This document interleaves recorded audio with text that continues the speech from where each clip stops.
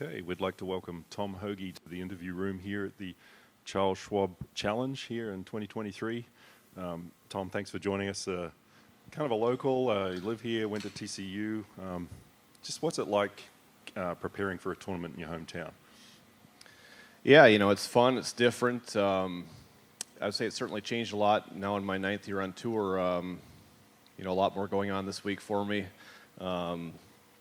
Take a lot of pride in the tournament here in town, you know, with, changing sponsors from Dean and DeLuca. A little uncertainty there with sponsors in Fort Worth stepping up that one year, and then Charles Schwab taking over. You know, it's great to have this event here and very excited for this week, so it's a lot of fun to get going. Can you just describe how different it is from a tournament that's maybe outside your hometown, the extra things that you have to deal with, whether it's tickets for friends or neighbors or family? What other challenges are there when you're at home? Well, I mean, it's nice sleeping in your own bed, first of all, but I guess, you get on the road, it's a little bit easier to kind of get in the routine of tournament weeks, and I find myself doing more stuff around the house and some chores and that sort of stuff this week, but like you said, there's a lot of friends, a lot of family here this week coming out to watch. So just that little bit extra pressure, and it's a tournament that I've been coming to since my days at TCU here, just up the road. And I always want to play well, and sometimes that's hard when you really want it that badly. Just remind folks that if you have a question, just raise your hand, and we'll get you a microphone. I'll just ask you, how would you assess your season so far on the tour? Yeah, I feel like it's been pretty solid. I got off to a really nice start in the fall. A couple of good finishes here. Finished 3rd at Century and then at Players. But would like to keep getting a little better each day. So the results haven't quite been there the last month or so, but just keep grinding it out, and hopefully I'll click here this week. And feeling good with your game. Have you been out on the course this week, or probably when you've been home in the past few weeks to have a look at the course? Have there been any changes that you see? Well, I haven't been out yet this week. I played a couple of weeks ago, though. The biggest change with the renovation coming up is these overseeded surrounds. Quite a big change, ryegrass around the greens. The ball kind of stay closer to the edges of the green instead of getting away from me here. So that's a pretty noticeable change for this one year as the renovation comes. When I played a few weeks ago, there wasn't a lot of rough. I've talked to a few guys that said, with the warm weather now, the rough's up again. So it'll be a good test. The challenge here at Colonial is always getting the ball in the fairway, because you get a little bit off some of these dog legs, and gauging your distance, the flyer lies out of the rough is always tough. So get it in the fairway is kind of the name of the game here. We'll take one in the front here. Wanted to ask, I know you mentioned TCU and your Fort Worth ties. How much would it mean to you to win this one of all tournaments if you were able to come out on top this weekend? Yeah, it would be a lot. This is home for me. It has been since 2007 when I came to TCU. It would be awesome, but I try to not think about that a whole lot, because the last few years I've missed the cut as I've kind of taken on more responsibilities this week, and I would say a little more pressure to perform here. What is your earliest memory at Colonial, whether it be from TCU or even before then?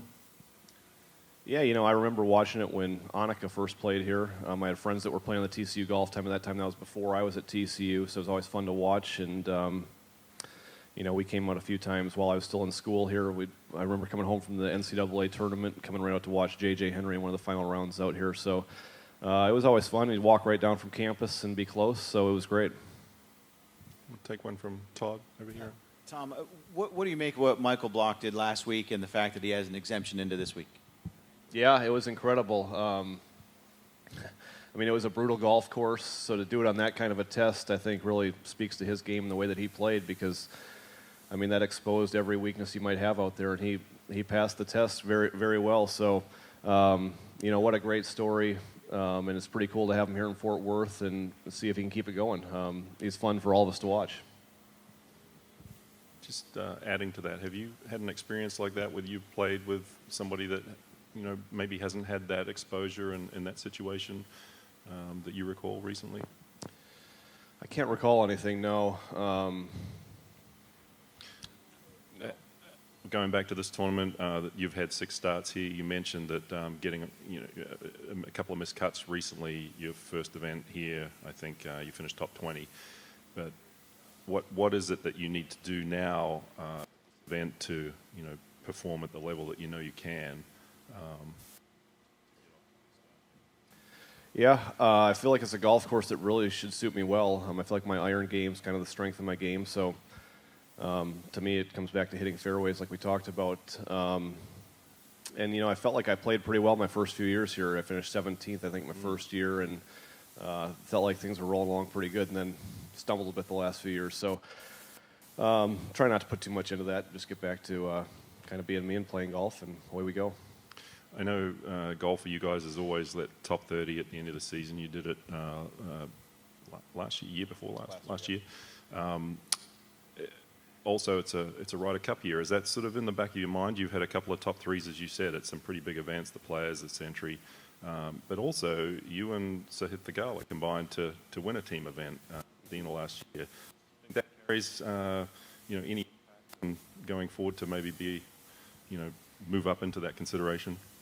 I don't know if that'll carry a lot of impact just with the unique format that it was there, but it's definitely on my mind. I was close last year for the President's Cup team and got the call that I wasn't picked, so that was a little bit motivating, but it's kind of the beauty of this game, whether you're Michael Block trying to get into the PGA for next year with the top 15 or whatever it might be, there's always something to play for. Top 125 to keep your card as you're one of the young guys. Top 50 is a big number next year for the designated events to get into. Top 30. There's always something that you're shooting for kind of next down the road, and always something to keep working for. All right. Oh, one more back over here. Yeah, Tom, any thoughts on the conclusion of Bill Monagill's career as TCU golf coach? Yeah, just what an incredible career, first of all. For a guy to be at TCU for 40 years is unbelievable. In this age of crazy college athletics where guys are moving jobs all the time, speaks to him a lot that he's stuck it out here at TCU and built a great program. It's a little bit of a weird deal now. I guess I'm feeling like an old guy that my college coach has moved on, but a lot of congratulations to Coach Monagill. It was an incredible run. All right, Tom, we appreciate you spending some time with us, and good luck this week. Thank you. Appreciate it.